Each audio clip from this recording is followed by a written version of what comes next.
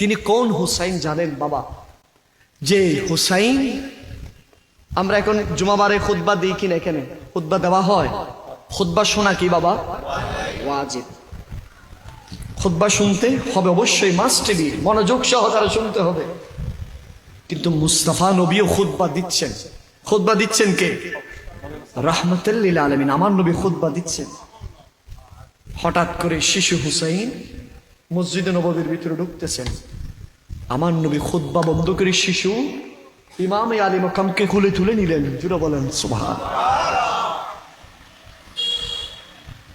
একটু গভীর মনোযোগ এখানে।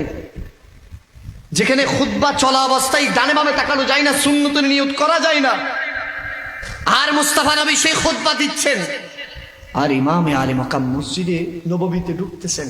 শিশু ইমামে হুসাইন ঢুকতেছেন, আর আমার নবী খুতবা বন্ধ করে দিয়ে ইমামে আলী মাকামকে কুলে তুলে মিম্বরের মধ্যে আবার খুতবা স্টার্ট করে দিলেন।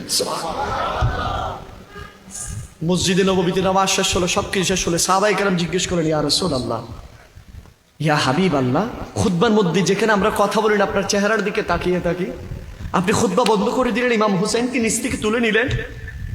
ওগো নবী, একটু বলেন না হুসাইনের শান কেমন?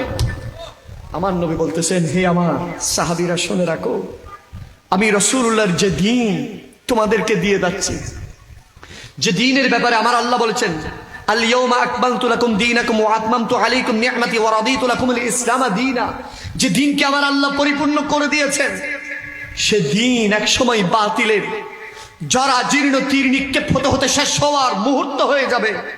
সেদিন আমার নামাজ, আমার কলিজার ধন ইমাম হুসাইনের রক্তের মাধ্যমে পরিপূর্ণ ইসলাম আবার উজ্জীবিত হবে। জোরে বলেন সুবহানাল্লাহ।